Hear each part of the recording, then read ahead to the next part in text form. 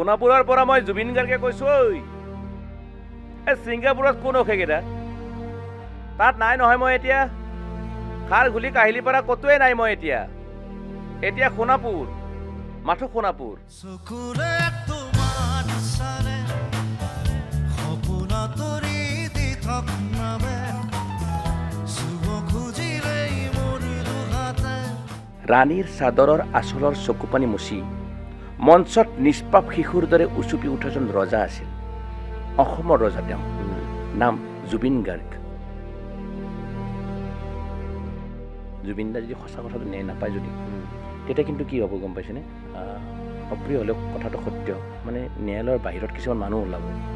ওলাই 10 বছৰ পিছত যদি ক'ৰবাত আমি আত্মীয়ক কেতিয়াবা অজানিতে হেৰুৱাব লাগে বাহিৰত তেতিয়া এনেকুৱা এটা মানুহে ক'ব আৰম্ভ কৰিব জুবিন গাৰ্গে ন্যায় নাপালে তহঁতে ক'ত পাবি 10-5 লাখ টকা লোৱা আৰু কেছটো কম্প্ৰমাইজ কৰা গৰুৰ মাংস প্ৰটিনযুক্ত পোৰা গাহৰি সোৱাদযুক্ত চুৱাৰৰ তেজত পাপে চুব গৰুৰ তেজত মাতাই কান্দিব মুছলমানক দিছা হালালৰ সোৱাদ হিন্দুৰ নামত বলি ধৰ্ম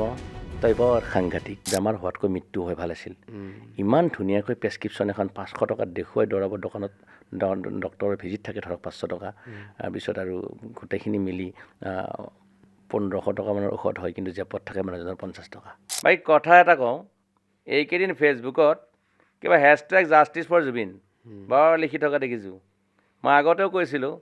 এই মৃত্যুৰ পিছত ন্যায় বিচাৰি লাভ নাই নমস্কাৰ অসম লাইভ 24 চাই থকাৰ বাবে আপোনাক ধন্যবাদ জ্ঞাপন কৰিছোঁ আৰু আজি আমাৰ ষ্টুডিঅ'ত এগৰাকী বিশেষ ব্যক্তিক অতিথি কৰাইছোঁ আৰু ব্যক্তিগৰাকীক চিনাকি কৰাই দিয়াৰ আগতেই ব্যক্তিগৰাকীৰ কেইটামান কথা মই কৈ ল'বলৈ বিচাৰিছোঁ ব্যক্তিগৰাকীক মই অকণমান পৰিচয় দাঙি ধৰিবলৈ মই চেষ্টা কৰিছোঁ যিহেতু জুবিন গাৰ্গ পঞ্চভূতত বিলীন হোৱাৰ পিছতেই এটা কবিতা সামাজিক মাধ্যমত বিয়পি পৰিছিল যিটো কবিতা সামাজিক মাধ্যম যোনে ব্যৱহাৰ কৰে হয়তো সকলোৱে শুনিছে সেই বিশেষ কবিতাটোৰ নাম হ'ল সোণাপুৰৰ পৰা মই জুবিন গাৰ্গে কৈছোঁৱেই হয়তো কবিতাটো আপুনিও শুনিছে সেই কবিতাটোৰ যিগৰাকী স্ৰষ্টা আজি আমাৰ মাজত আছে দাদাক নমস্কাৰ জনাইছোঁ স্বাগতম নমস্কাৰ নমস্কাৰ কি ক'ব যিহেতু আজি আমাৰ এই অনুষ্ঠানত আহিছে আপুনি আৰু সেই কবিতাটোৰ ভাইৰেল হোৱাৰ পিছতেই আপুনি বহুত সমাদৰ লাভ কৰিছে কি ক'ব আৰফুদা আচলতে অসম লাইভ 24ক প্ৰথমতে মোৰ ফালৰ পৰা আন্তৰিক কৃতজ্ঞতা জ্ঞাপন কৰিছোঁ মোক ইয়ালৈ মাতি অনাৰ কাৰণে আৰু মই কবিতা নহয় আচলতে হৃদয়ৰ আৱেগ অনুভৱ লিখোঁ মানুহৰ বাস্তৱৰ ওপৰত লিখোঁ এনেকৈ বহুত আগৰ পৰা লিখি আছোঁ মোৰ ছ'চিয়েল পেজত চাই থাকে মানুহে কিছু মানুহে চাই আৰু আমাৰ তেনেকুৱা ফলোৱাৰ্ছ খুব বেছি নাই লিখি থাকোঁ আৰু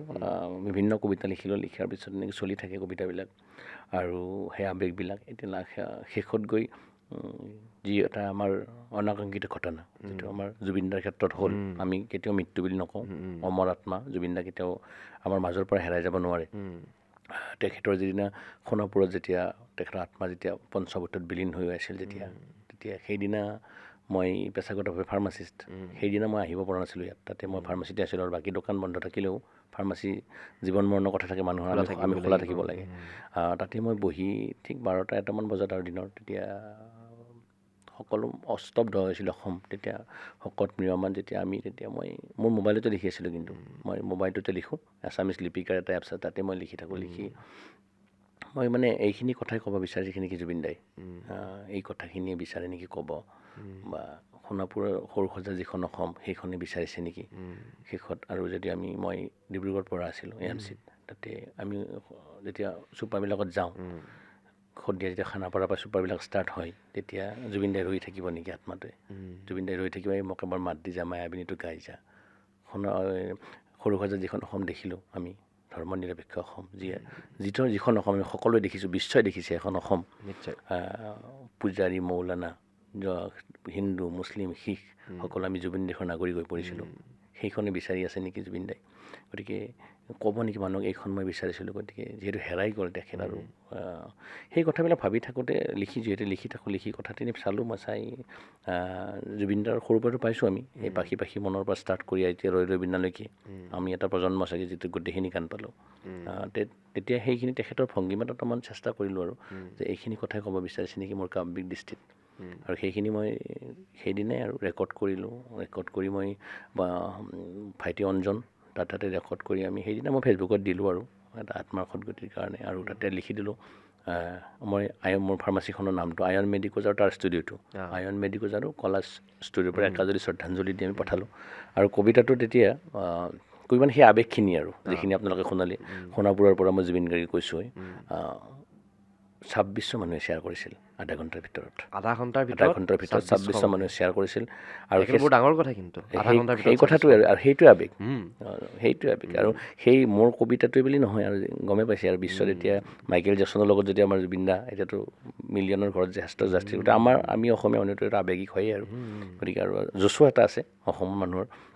সেই কথাটোৱে আৰু তেতিয়া যেতিয়া শ্বেয়াৰ হ'ল তেতিয়া কিন্তু লাহে লাহে মোৰ কোনো আক্ষেপ নাই মোৰ নামটো নোহোৱা হৈ থাকিল অকল জুবিনদাৰ ফটোটো থাকিল আৰু জুবিনদাক সকলোৱে ভাল পায় সেই সময়ত কোনো কথা নাই আৰু জুবিনদাৰ লগাইছে সকলোৱে নিজে নিজে শ্বেয়াৰ কৰিছে কোনো কথা জুবিনদাৰ কবিতা গতিকে জুবিনদাৰ আৱেগ সেইখিনি একদম স্বতঃস্ফূৰ্তভাৱে মানুহৰ ওলাই আহিছিল ছ'চিয়েল মিডিয়াত আৰু গোটেই অসমত বাজিছিল সেই কথাটো গাড়ীত ডেস্কত মোৰ চিনাকি বুলি কৈছিল বাৰু তোৰ কবিতাটো বাজি আছে চাৰিওফালে আচলতে সেই সময়ত আৰু মোৰ হেৰি লোৱাৰ ক্ৰেডিট লোৱাৰ মন নাই আচলতে শকত মিয়মান হৈ আছে গতিকে মই লিখিছোঁ কৈছে তেনেকুৱা লিখি থাকোঁ যিহেতু আৰু শেষতকৈ কিন্তু লাহে লাহে মোৰ নামটো থাকিলে ভাল লাগিলে ক্ৰেডিটেড বা আৰিফুৰ ৰহমানৰ কণ্ঠবিলাক নাছিল এতিয়া যেতিয়া মই মানে শেষত মোৰ যিখিনি মানুহ মোৰ দেউতা মা মিছেছ মোৰ শ্ৰদ্ধাৰ ছাৰ মুকুল বেজবৰুৱা বুলি আছে তেখেতৰ বহুত চেষ্টা আৰু আমাৰ পাব্লিচাৰ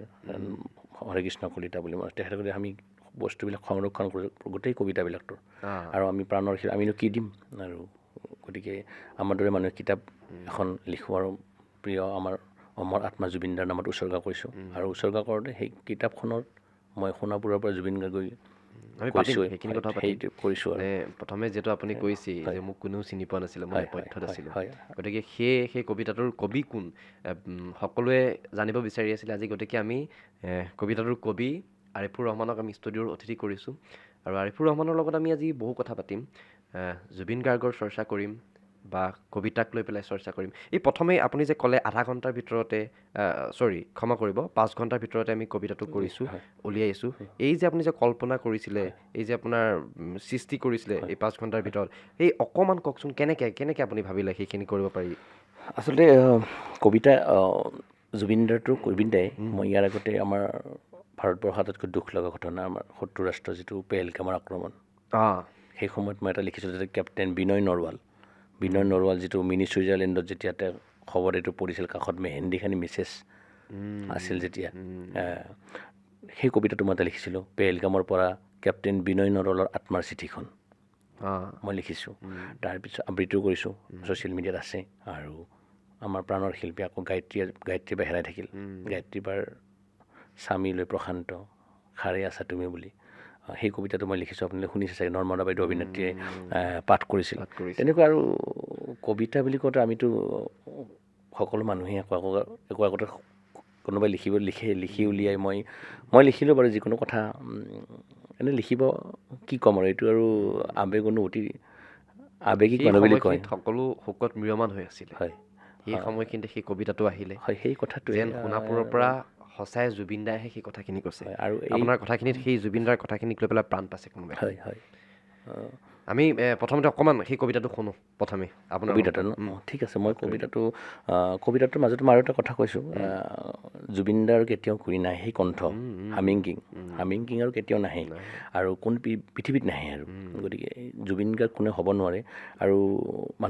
নিগেটিভ মানুহ থাকেই কোনোবাই কমেণ্ট কৰিছে আকৌ জুবিন গাৰ্গ হ'ব আহিছে সেইবোৰ বাৰু মই ভ্ৰক্ষেপ কৰা নাই জুবিন গাৰ্গ কেতিয়াও হ'ব যোৱা নাই আৰু মই আৰিফুৰ ৰহমানে জুবিন অদ্বিতীয় কেতিয়াও হ'ব নোৱাৰে আৰু জাষ্ট এটা তেখেতৰ ভাৱ ভংগীমা যেনেকুৱা কথা কোৱাৰ ষ্টাইল আছিল আমিতো ভালকৈ পাইছোঁ এইটো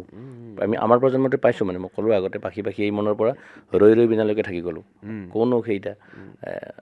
চাধা খোৱা যিটো ষ্টাইল এই কথাবিলাক আমাক শুনিয়াই থাকে তাৰমানে কথা কোৱা যিটো ষ্টাইল যিকোনো মানুহক আৰু বিন্দাছ যিটো কথা কয় সেইবিলাক ভংগীমাবিলাক তাৰমানে চাই হ'ব পাৰে নেকি এনেকৈ ক'ব পাৰে নেকি যিহেতু অলপ অনুভৱী মানুহ অনুভৱী বুলিও ক'ব পাৰে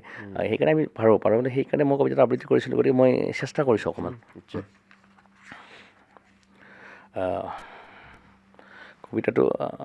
কবিতাটো আৱেগ আৰু আৱেগখিনি আচলতে বহুতবাৰ এইকেইদিন মই এইটোৱে কাম কৰি থকাৰ দৰে হৈছে তেখেতৰ প্ৰতি। আৰু মোৰ বেছি মানে এতিয়া জুবিনদাই হৈ আছে মানে এনেকুৱা, আৰু বেছি আমি শোকত থাকিব লগা হৈছে মই বিশেষকৈ, আৰু মানে য'তে যাওঁ তাতে এই কবিতাটোৰ কথাই চৰ্চা হয়তো, সেইকাৰণে অলপমান নিজেও কষ্টত আছোঁ বাৰু, যিমান পাৰোঁ মই চেষ্টা কৰিছোঁ। নিশ্চয়। সোণাপুৰৰ পৰা মই জুবিন গাৰ্গে কৈছোঁ, ঐ এই ছিংগাপুৰত কোন অখেকেইটা তাত নাই নহয় মই এতিয়া, খাৰ ঘুলি কাহিলি পৰা ক'তোৱে নাই মই এতিয়া সোণাপুৰ, মাথো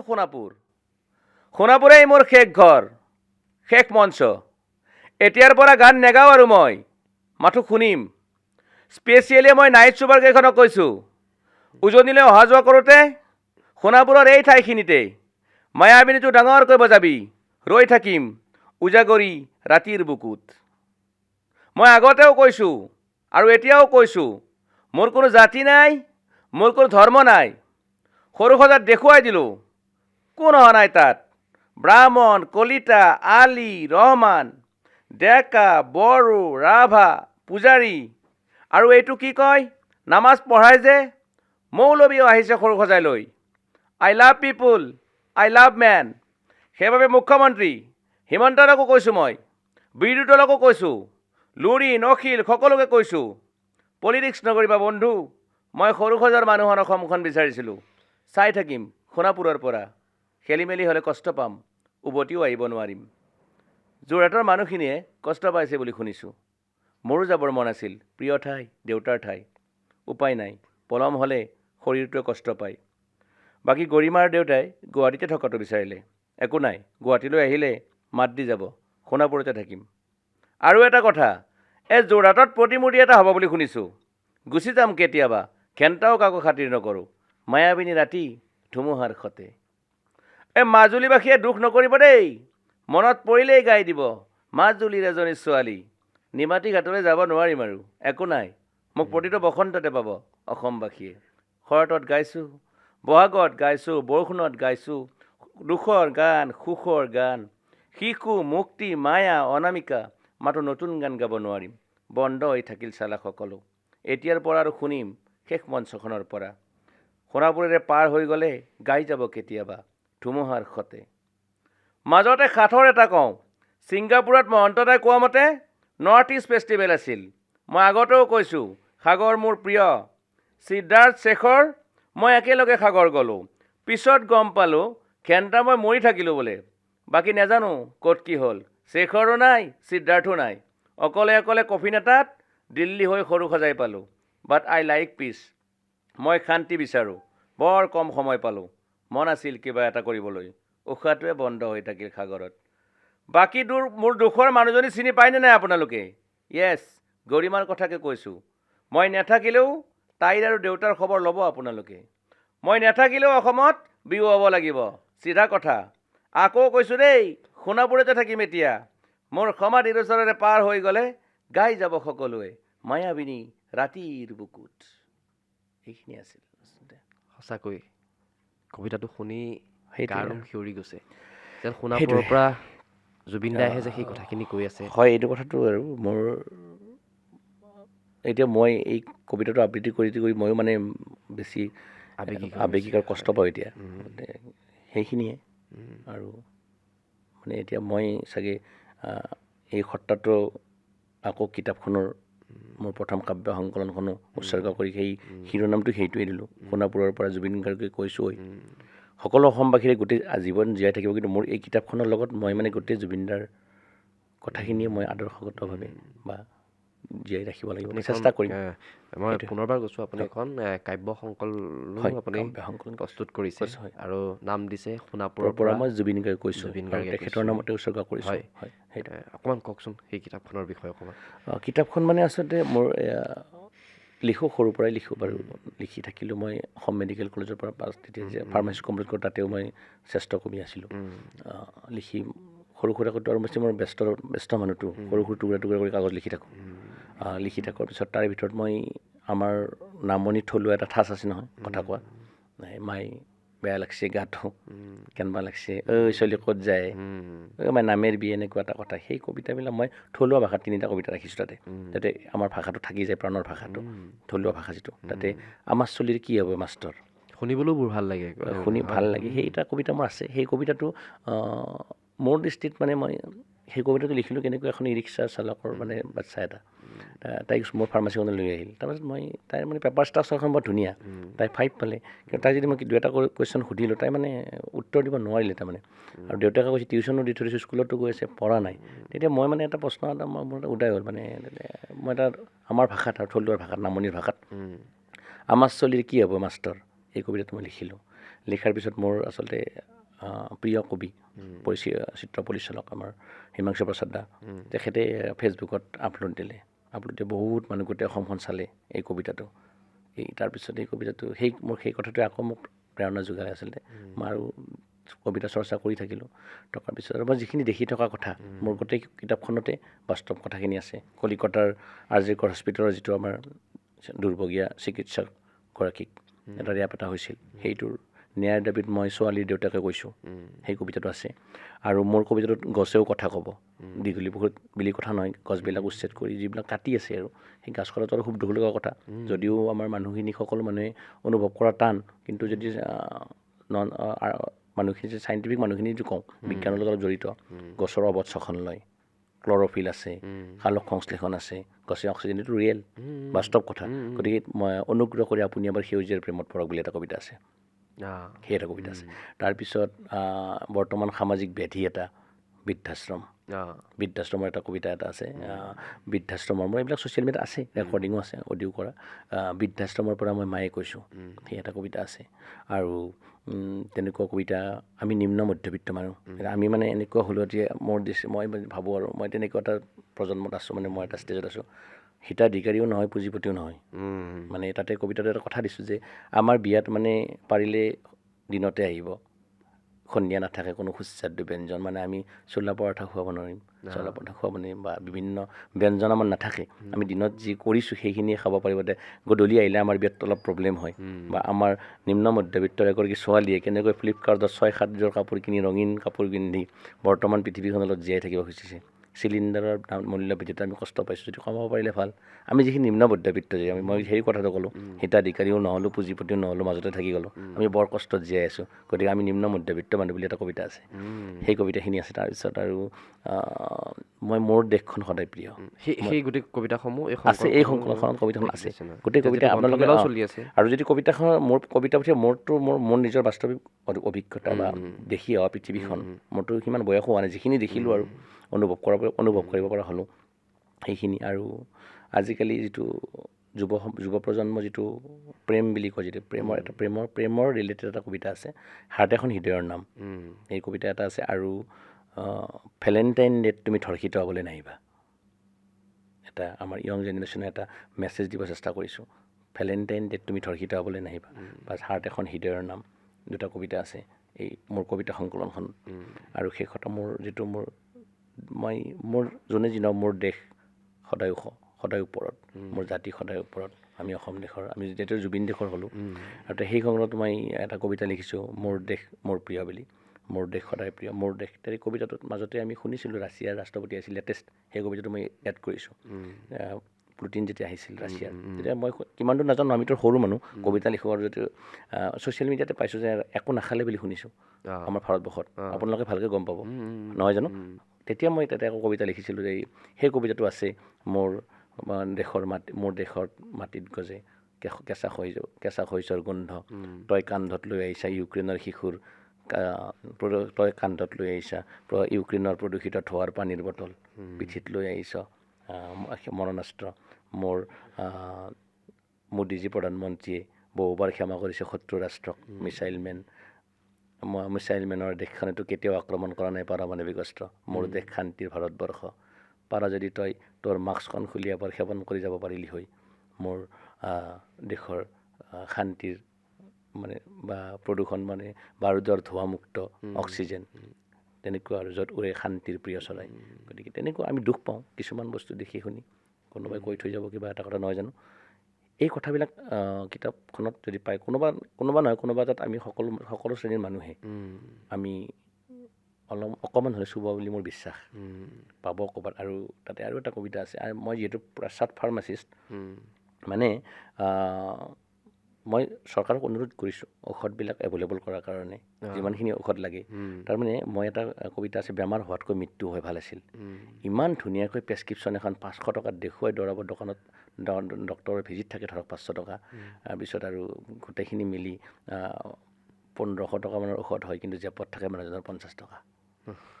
তেতিয়া কি কৰিব তেতিয়া আমাক কেতিয়াবা ফাৰ্মাচীখনত কয় ভাইটি আজি ৰাতিটো খুব বিষ বৌ বা খুৰী চলাৰ কাৰণে আজি বিষৰ টেবলেটটো দিয়া আজি মোৰ পইচা নাই এটা বৰ দুখ লগা কথা আৰু সেই কথাটো আৰু মানুহবিলাক কিছুমান মানুহ কষ্টত থাকে সেইবিলাক কথা আমি একদম আমি ফাৰ্মাচিষ্টটো মানে এনেকুৱা কথা ইন জেনেৰেল যদি প্ৰাইভেট চেম্বাৰ হওক ডক্টৰৰ তাতে সকলো কথা গেট ওৱান লেভেলৰ মানুহ তেখেতসকল ডক্টৰৰ আগত সকলো কথা ক'ব নোৱাৰে আৰু সেই কথাটো ক'লোঁ আৰু সেই কথাটোতে এই বেমাৰ হোৱাতকৈ মৃত্যু হয় বা এজন মানুহ এটা মানে অসুখ হ'ল ৰাতি কাহ হ'ল জ্বৰ হ'ল তাৰপিছত ট্ৰিটমেণ্ট কৰিলে ট্ৰিটমেণ্ট কৰি ধুনীয়া প্ৰথমতে চৰকাৰী হস্পিটেললৈ আহিল প্ৰাইভেট নাৰ্ছিং হোমত আহিল তাতে ট্ৰিটমেণ্ট কৰি গোটেই সৰ্বোচ্চ শেষ আৰু শেষত বেমাৰটো ঠিক নহ'ল GMC HCলৈ গুচি গ'ল শেষ ভৰসাটো আমাৰ GMCH বা ডিব্ৰুগড় মেডিকেল কলেজ যিয়ে নহওক কোনোবা এখন মেডিকেল কলেজত আমাৰ শেষ ভৰসা গতিকে মানুহজন বহি আছে শেষ ভৰসা আমাৰ চৰকাৰী যোগানৰ RLNS চেলাইন লৈ GMCHৰ 405 নম্বৰ বিচনা মানে শ্মশান নাইবা কবৰস্থানলৈ যোৱাৰ ঠিক আগে আগে মানে মানুহজনৰ ঠিকনা GMCHৰ 405 নম্বৰ ঠিকনা তাতে মই এটা কবিতা দিছোঁ বেমাৰ হোৱাতকৈ মৃত্যু হয় ভাল আছিল চাগে মানে সৰ্বোচ্চ শেষ তেওঁ মানে আপুনি যিখিনি কবিতা লিখিছে বৰ্তমান পৰিস্থিতিৰ লগত বৰ্তমান পৰিস্থিতিৰ লগত লিখা মানে মই সেইকাৰণে কৈছোঁ প্ৰতিগৰাকী মানুহে যদি কবিতাৰ পুথিখন চাই কিবা এটা কোণত নিজক বিচাৰি পাব মোৰ সেইটো মই বিশ্বাস ময়ো হয় নেকি আৰু এটা কবিতা আছে মই হেনো প্ৰাইভেট স্কুলৰ শিক্ষক মানে ঈদ বিহু পাতিবলৈ যে মেনেজিং কমিটিৰ ওচৰত ৰখি থাকিব লাগে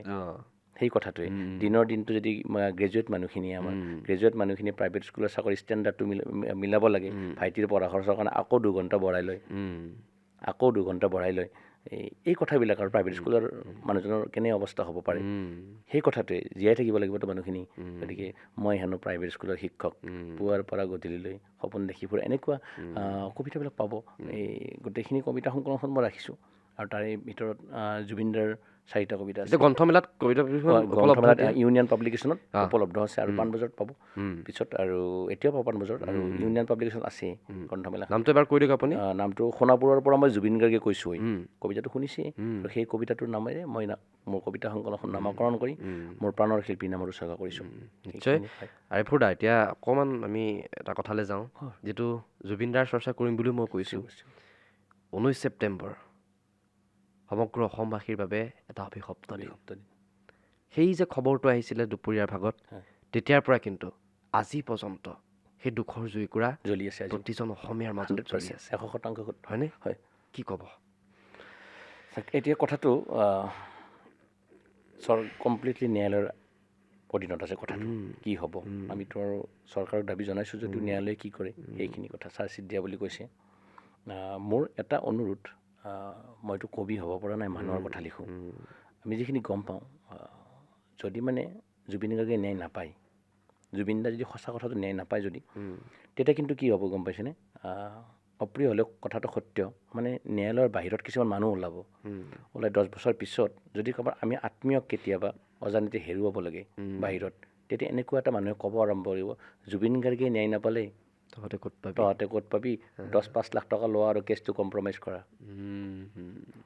আজি যদি জুবিন গাৰ্গ সেইকাৰণে মই মুখ্যমন্ত্ৰী মহোদয়ক অনুৰোধ কৰিছোঁ যিমান পাৰে চেষ্টা কৰক তেখেত এগৰাকী ডাইনেমিক CM গতিকে তেখেতে পাৰিব তাৰমানে বিশ্বাস এটা আছে তেখেতে জোৰ দিয়ক আৰু বিৰোধী পক্ষও জোৰ দিয়ক ন্যায়ৰ দাবীত মোৰ অনুৰোধ কংগ্ৰেছ AGP BJP সেইবিলাক পিছৰ কথা এই কেছটোত জুবিনদাৰ ক্ষেত্ৰত আমি জীয়াই থাকিব লাগিব তো পিছত আমি আস্থা ৰাখিব লাগিব ন যে আমি জীয়াই থাকিব লাগিব আমি বিচাৰকৰ ওপৰত বিশ্বাস ৰাখি জীয়াই ৰাখিব ন্যায়ালয়ৰ ওপৰত বিশ্বাস ৰাখি আমি জীয়াই থাকিব লাগিব গতিকে মানুহৰ মূল্য থাকিব লাগিব গতিকে জুবিনদাৰ যেতিয়া অপৰাধী যেতিয়া এটা শাস্তি হয় সেই কথাটোৱে আজি আমি শাস্তিবিলাক পালে সোনকালে যিকোনো কথাই হওক অৰ্ণমাই বৰাৰ ফাঁচি নহ'ল অপৰাধীৰ কবিতাটো মই লিখিছোঁ গতিকে সেইবিলাক কমি যাব তেতিয়া জুবিন গাৰ্গৰ নেতৃত্বৰ ভৱিষ্যতে এটা দেশৰ সম্পদ তেখেতে নিজে কৈ গৈছিল যে চাহ কাজিৰঙা জুবিন গাৰ্গ কিন্তু মই নকওঁ জুবিন গাৰ্গ কাজিৰঙা চাহ যদি জুবিন গাৰ্গে যদি আজি জুবিন দাই আজিলৈকে আমি ৰখি আছোঁ ষ্টিল আমি কি হয় ৰিজাল্টটো কি হৈছিল কি আচলতে হৈছিলে মানে এই ছিংগাপুৰত? কথাটোৱে কৈছোঁ আমি গমটো নাপাওঁ আমি হত্যা কৰা বুলি মই কোৱা নাই জুবিন গাৰ্গ কোনে কিয় কলৈ লৈ গৈছিল তাতে জুবিন দা তাতে অৰিজিনেলি কি হৈছিল কিমান সময় পানীত পৰি আছিল এই কথাবিলাক আৰু কি সেইদিনা কি হৈছিল জুবিনদাৰ আমি গম পালে ভাল আছিল তাৰমানে আমিতো একদম সৰ্বসাধাৰণ মানুহ আৰু সৰ্বসাধাৰণে সেইটোৱে ৰখি আছে কিয় মাৰিলে তেখেতক এইটো হত্যা বুলিও কৈছে গতিকে কি হৈছিল আচলতে প্ৰকৃততে আমি জনাৰ বিৰাট ইচ্ছা আৰু মই সেইকাৰণে কৈছোঁ যদি ন্যায় নাপায় তেতিয়া এনেকুৱা কথা হ'ব যে মই এটা লাইন লিখিছিলোঁ ধুনীয়া ছোৱালীজনী ৰাস্তাত কুকুৰ এটা লৈ গৈ আছিল অকণমান দূৰত মৃতদেহ এটা পৰি আছিল আৰু অকণমান দূৰত গৰু এটা মৰি আছিল বৰ দুৰ্গন্ধ ধুনীয়া ছোৱালীজনীয়ে কুকুৰটো দামী গাড়ীখনত লৈ গ'ল মই শুনিছোঁ তাই কুকুৰটোক হেনো চেৰিলেক্স খুৱাই গতিকে এটা ফালে মৃতদেহ পৰি আছিল এটা ফালে গৰু এটা পৰিছিল বৰ দুৰ্গন্ধ এনেকুৱা অৱস্থা হাজাৰ মৃতদেহ পৰি থাকিব ৰাস্তাত ৰাজ্যত পুনৰ অচিনাক্ত এটা মৃতদেহ উদ্ধাৰ অচিনাক্ত মৃতদেহবিলাকৰো ল'ৰা ছোৱালী আছে অচিনাক্ত মৃতদেহৰ মাক দেউতাক আছে যদিও আমি গম নাপাওঁ গতিকে আমাৰ এখন সুন্দৰময় যিটো অসম জুবিন ৰাজ্য তেনেকৈ এখন ৰাজ্য প্ৰতিষ্ঠা হওক আৰু যেতিয়া জুবিন গাৰ্গে ন্যায় পাব তেতিয়া আমি জুবিন ৰাজ্য প্ৰতিষ্ঠা হ'ব আৰু জুবিন ৰাজ্য প্ৰতিষ্ঠা হোৱা মানে তাতে সৰু সজাৰ আদৰ্শ সৰু সজাই পৃথিৱীখন দেখা পাম ধৰ্ম নিৰপেক্ষ মানে প্ৰথম জুবিন দাই ন্যায় পালে জুবিন ৰাজ্য প্ৰতিষ্ঠা হ'ব আৰু জুবিন ৰাজ্য প্ৰতিষ্ঠা হ'ব লাগিলে সৰু সজাইখন জীয়াই ৰাখিব লাগিব এইখিনি মোৰ দৃষ্টিভংগী আৰু বাকী বেলেগৰ কথা মই নাজানো জুবিন গাৰ্গক কেতিয়াবা লগ পাইছিলে আপুনি নাই পোৱা জীৱনত সেই কথাটোৱে বৰ আশা এটা আছিলে আশা এটা আছিল আৰু কথাটো এনেকুৱা আমিতো এনেকৈ খুচিয়াই থাকেতো উঠিব ষ্টেজত এটা সাধাৰণ আমিতো কেতিয়াও চান্স নাপাম তেনেকুৱা আৰু ফাংচন চাইছোঁ কিন্তু এই যে আপুনি যে ক'লে এনেকৈ খুচিয়াই থাকে হয় সেই কথাটোৱে সেইবিলাক আমি অংগৰক্ষক হিচাপে সেইবিলাক মুখাখন ওলাই পৰিছে খোল খালে কথাটো সেই কথা আমি কেতিয়াও টাচে নাপালোঁ জুবিন গাৰ্গ হওঁতে আমি বহু দূৰত আমি তেখেতৰ সুৰৰ লহৰে আমি পাগল আছিলোঁ সেই গতিকে আমি তাৰমানে গানটো শুনি থাকোঁ এটা আমি ডেন্সিং ষ্টাইলত মায়াবিনী ৰাতিৰ বুকত ধৰক যেতিয়া গালে ফিল্মখন ডাক ফিল্মখন তেতিয়া যেতিয়া গালে আমি মায়াবিনী ৰাতিৰ বুকত ধুনীয়াকৈ ষ্টাৰ্ট আৰু জুবিন গাৰ্গৰ অনুষ্ঠান মানে ৰ'দ বৰষুণ ভেদি যায় সেইটোৱে তাৰ এতিয়াতো আৰু বেছি হ'ল যেতিয়া নোহোৱা হ'ল এতিয়া মই আগতে কৈছোঁ যে আমাৰ অসমত এতিয়াতো ধৰক সেইটো মই পচন্দ নকৰোঁ যদিও প্ৰায় মানুহে আজিকালি জনী এছ পাবা ষ্টাৰ্ট কৰে মোৰ আপোনাৰ এইটো নকৰে বাচ্ছাটো মাক বাপেকবিলাকৰ আজিকালি এটা ফেশ্বনো যে স্কুল ইংলিছ মিডিয়ামত দিলে জনী এছ পাবা ষ্টাৰ্ট কৰে কিন্তু এটা কথা জুবিন দা মানুহজন নোহোৱা হৈ গ'ল বুলি ক'ব পাৰি বা যেতিয়া নোহোৱা হ'ল সেই খবৰটোৰ পিছত মানুহে কিন্তু জনী এছ পাপাৰ ঠাইত মায়াবিনী ৰাতিৰ বুকুত শিকায় কিন্তু আপোনালোক ছ'চিয়েল মিডিয়াত পাবচোন একদম 2 বছৰ মোৰো মাইনা এজনী সৰুজনী তাই 5 ইয়াৰ্ছ তাই মায়াবিনীটো সুন্দৰকৈ গায় তেনেকুৱা আৰু এতিয়া মায়াবিনীটো হৈছে জনী এছ পাপা কিন্তু লাহে লাহে চেঞ্জ হৈছে মানে হয় মায়াবিনীটো গাব লাগে আৰু মানে আৰিফুৰ দা কি জানে জুবিন গাৰ্গে প্ৰতিটো প্ৰজন্মকে সাঙুৰি সেইকাৰণে 75 বছৰীয়া বৃদ্ধ মানুহগৰাকী সৰুৰ পৰা সৰু 3-4 বছৰীয়াৰ পৰা আপোনাৰ 75 বছৰীয়া বৃদ্ধজনলৈকে সেই কথাটোৱে সকলোকে সাঙুৰি ল'লে জুবিন গাৰ্গে হয়নে সেই কথাটোৱে সেই যিটো সেইগৰাকী জুবিন গাৰ্গ আচলতে কিমান এটা ডাঙৰ কথা সেই কথা আৰু যিটো আপোন ভাৱ কথা কোৱাটো মই তাতে এটা কবিতা দিছোঁ জুবিন গাৰ্গৰ অসমত এজন সংগীতৰ ৰজাৰ সমাধি ক্ষেত্ৰ আছে দামী জোতা পত্নীয়ে ভাল পোৱা জেকেটটো পিন্ধি ভাতৰ মালিক হ'ব পাৰি সৰ্বহাৰাৰ ভাতৰ মালিক হ'ব জুবিন দাক লৈ লিখিছোঁ এইটো কেতিয়া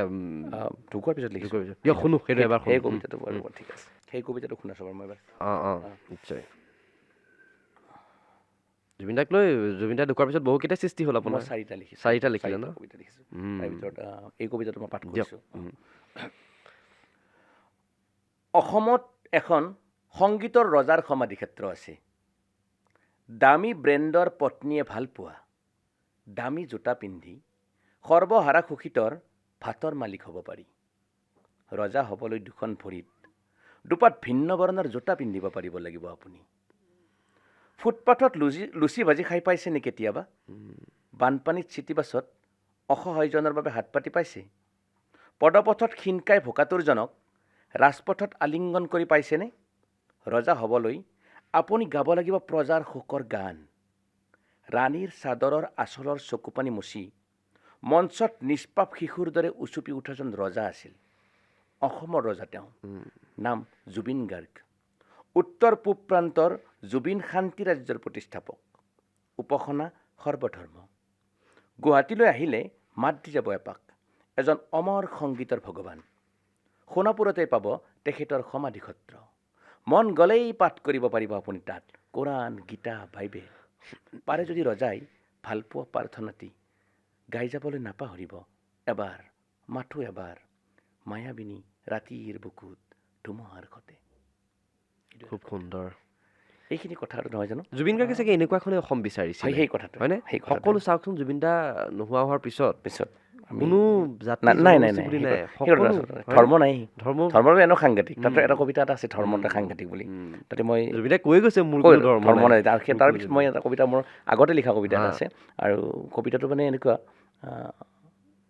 ক্ষীৰত সেন্দুৰ জলে হে পাৰে হিন্দু, বস্ত্ৰাপৰ ইটাজনে হেনো মুছলমান, নগৰৰ তিনিয়ে মাৰোৱাৰী পট্টিত বিবস্ত্ৰ উলংগ বাবা। গৰুৰ মাংস প্ৰটিনযুক্ত, পোৰা গাহৰি সোৱাদযুক্ত, চুৱাৰৰ তেজত পাপে চুব, গৰুৰ তেজত মাতাই কান্দিব। মুছলমানক দিছা হালালৰ সোৱাদ, হিন্দুৰ নামত বলি, ধৰ্ম তই বৰ সাংঘাতিক। মোল্লাৰ দোৱাত মছজিদ কপে, পূজাৰীয়ে দিয়ে মন্দিৰত ভগৱান হোৱাৰ সময়। GMCHৰ ICUতে ৰৈ আছে দুয়ো, মোল্লা পূজাৰী, বি নিগেটিভ তেজৰ অপেক্ষাত, হিন্দু মুছলমান মুক্ত, ভেণ্টিলেটৰৰ অক্সিজেনৰ উশাহত, ধৰ্ম তই বৰ সাংঘাতিক। এনেকুৱা এটা কবিতা আৰু কিছু কিছু আছে কবিতা সংকলনখনত।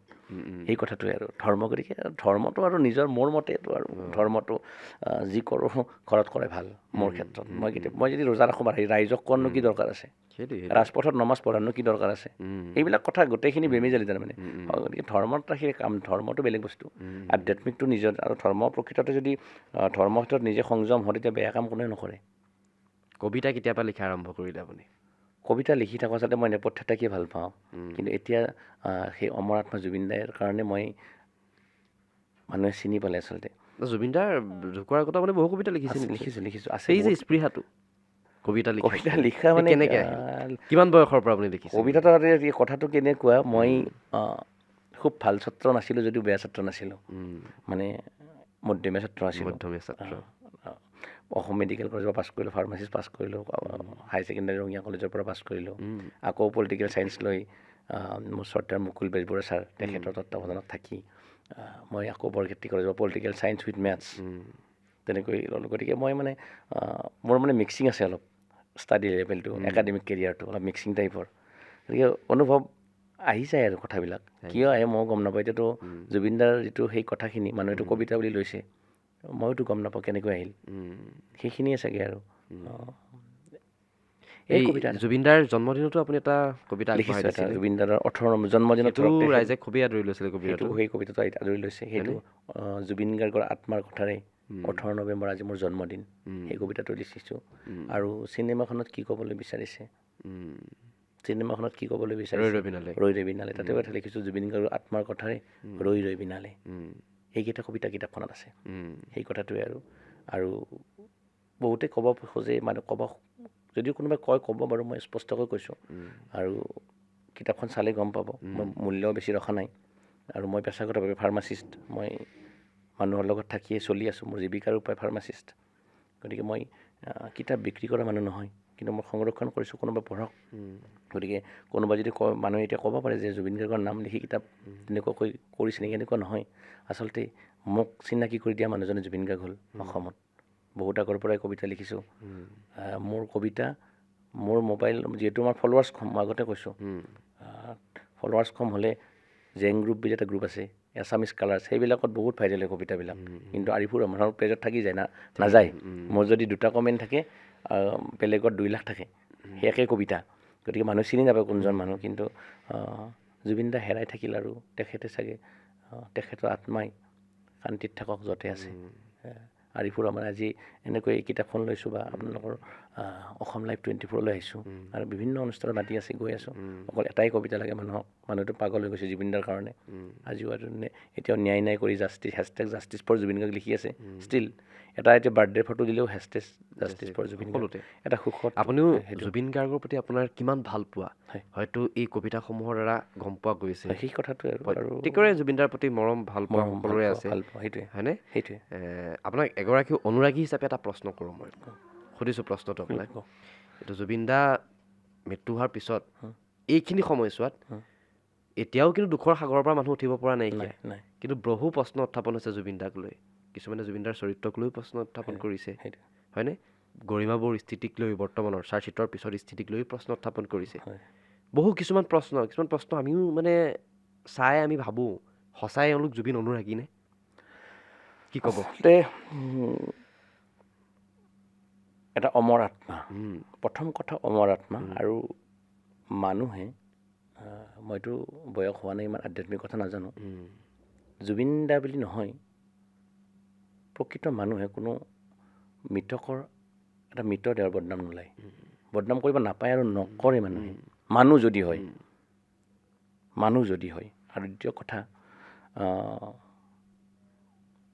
গৰিমা বৌৰ কথাটো মই নকওঁৱে কোনো নাৰীক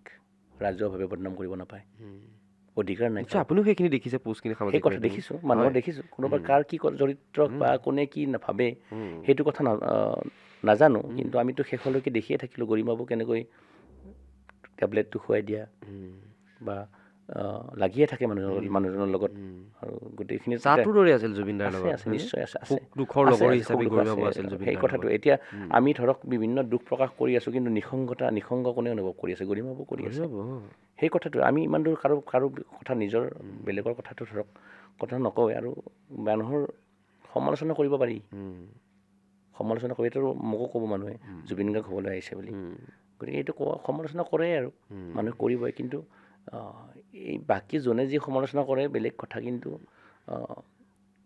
এটা কথাই কওঁ জুবিন দাৰ ন্যায় লাগিব কিন্তু আৰু জুবিন দাৰ ন্যায়ৰ বাবে অনুৰোধ কৰিছোঁ মই আকৌ এবাৰ কৰিছোঁ আপোনালোকে কংগ্ৰেছ বিজেপি AGP এই দিয়া বিভিন্ন ৰাজনৈতিক দল যি কৰে কৰি থাকক আমাৰ ক'ব লগা নাই আৰু সকলো ৰাজনৈতিক দলেতো অসমীয়া ন অসমৰ মানুহ আমি গতিকে অসমৰ সম্পদ এটা হেৰাই গৈছে আমি যিমান লেভেললৈকে যাওঁ আমি এনকুৱাৰী কৰোঁ যিমান যি হয় গতিকে আমি শেষ ৰিজাল্টটো জানিব লাগিবতো মানুহৰ এতিয়া যদি আমাৰ যিটো সৰু ল'ৰা ছোৱালী ইয়াতে মায়াবিনীটো গাইছে নেকি কাইলৈতো ষ্টাডি কৰিব ন জুবিন গাৰ্গ কোন আছিল আমাৰ সেইটোৱে কথাটো যদি কয় যে এনেকুৱা এটা যদি ইতিহাস হৈছে জুবিন গাৰ্গ একো নহ'লেই গমেই নাপালে কি হ'ল ন্যায় পালে নে নাপালে আৰু যদি আমাৰ পিছৰ প্ৰজন্ম যদি গম পায় যে এনেকুৱা সংগীত শিল্পীগৰাকী যে ন্যায়ৰ ক্ষেত্ৰত এই মানুহখিনিক মইতো ফাঁচি দিবৰ কথাই কওঁ যদি হত্যা কৰিছে সম্পদ এটা লৈ গৈ যদি তেনেকুৱাকৈ হত্যা কৰিব পাৰে মানুহে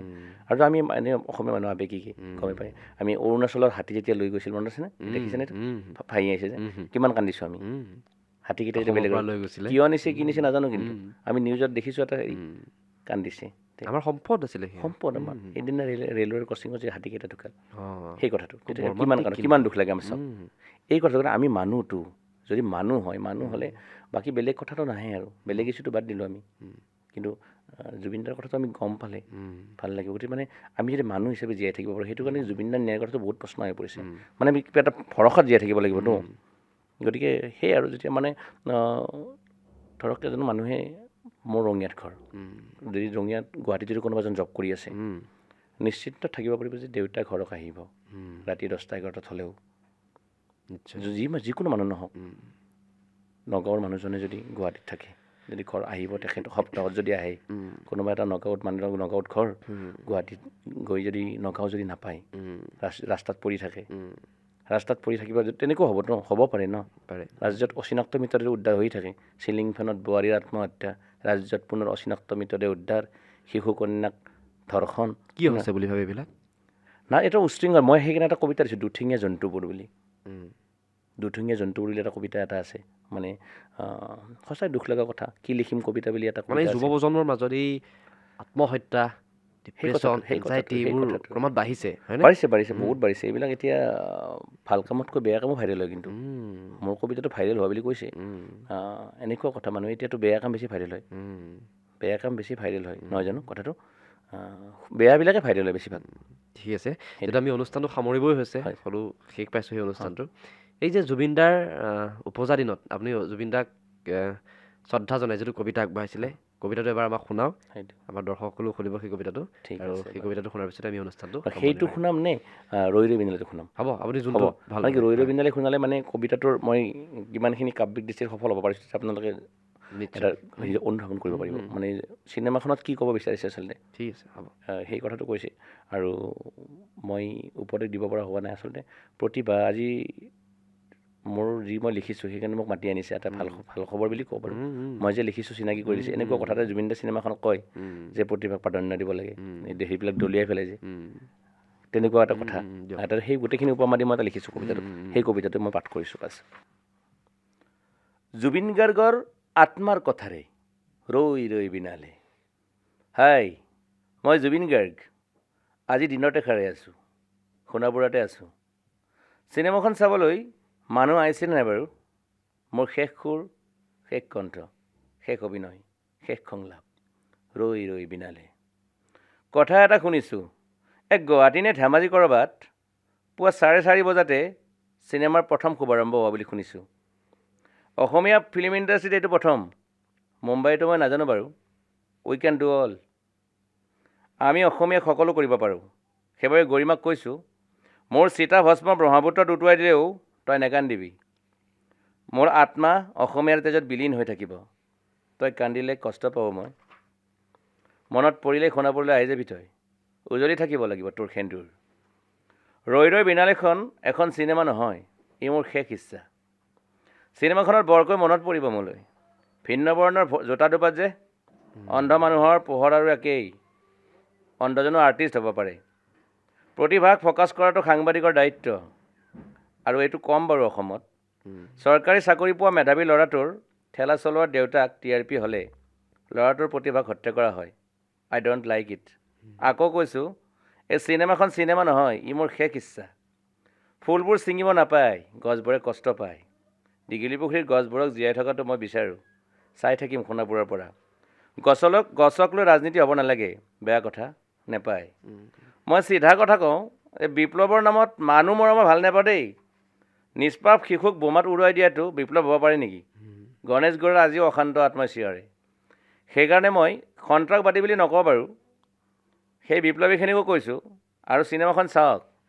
আৰু মই পৰেশ দাকো কৈছোঁ পাৰিলে চিনেমাখন চাওক আৰু মোৰ সোণাপুৰত সমাধিৰ ওচৰতে শান্তিৰ বাবে বহক অসমখনৰ বাবে ভাবক নহ'লে জুবিন গাৰ্গৰ দৰে চাহপাত গড় কাজিৰঙা সকলো শেষ হৈ যাব আই লাইক পিচ মই শান্তি বিচাৰিছিলোঁ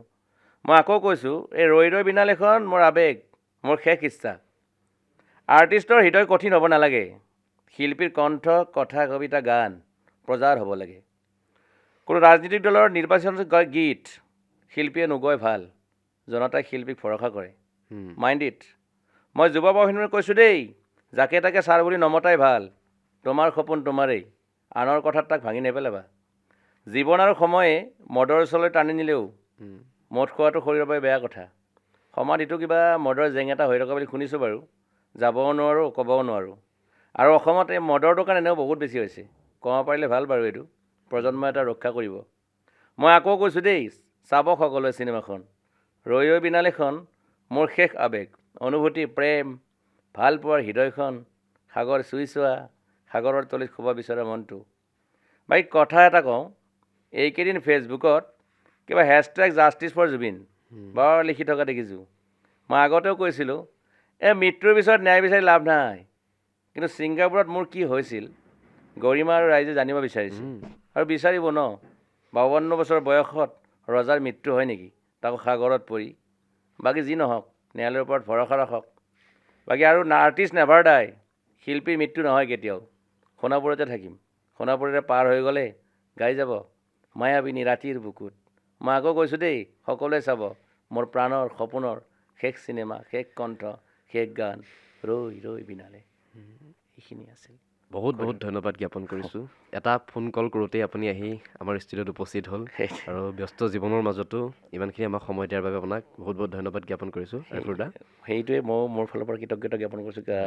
ধন্যবাদ দিছোঁ মই তোমাক কথাটো কি মোক চিনাকি কৰি দিয়াৰ কাৰণে মই আৰিফুৰ ৰহমান দেউতা প্ৰাথমিক বিদ্যালয়ৰ শিক্ষক আৰু সহধৰ্মিনী আৰু বাচ্ছা দুটা আয়ন আৰু নাভিৰা আৰু এই যিখন সোণাপুৰৰ পৰা মই জুবিন গাৰ্গে কৈছোঁ মোৰ এইখন কিতাপ মোৰ আৱেগখিনি আছে ইয়াত জুবিন দাৰ নামত উৎসৰ্গ কৰিছোঁ মোৰ শ্ৰদ্ধাৰ ছাৰ মুকুল বেজবৰুৱা ছাৰৰ বহুত মোৰ ওপৰত থকা ভৰসা আশা আৰু মোৰ দেউতাৰ এটা সপোন পত্নীৰ হেঁপাহ আৰু প্ৰকাশক হৰেকৃষ্ণ দা মনোজ বগস্থলৰ প্ৰচেষ্টাৰে এখন মই মোৰ সৃষ্টিখিনি ৰাখিছোঁ ভাল লাগিলে পঢ়িব মই মোৰ দৃঢ় বিশ্বাস ক'ৰবাত নহয় ক'ৰবাত কোনোবা এটা কবিতাত নিজক বিচাৰি পাব এইখিনিয়ে ধন্যবাদ নিশ্চয় প্ৰিয় দৰ্শক আপোনালোকেও আমাৰ এই অনুষ্ঠানটো চাই নিশ্চয় ভাল পালে এয়াই আছিল সোণাপুৰৰ পৰা মই জুবিন গাৰ্গে কৈছোঁ কবিতাটোৰ কবি আৰিফুৰ ৰহমান আৰু ইমানখিনি সময় আপোনালোকে আমাৰ এই অনুষ্ঠানটো চাই থকাৰ বাবে আপোনালোককো ধন্যবাদ জ্ঞাপন কৰিছোঁ চাই থাকিব আপোনালোকৰ প্ৰিয় চেনেল অসম লাইভ 24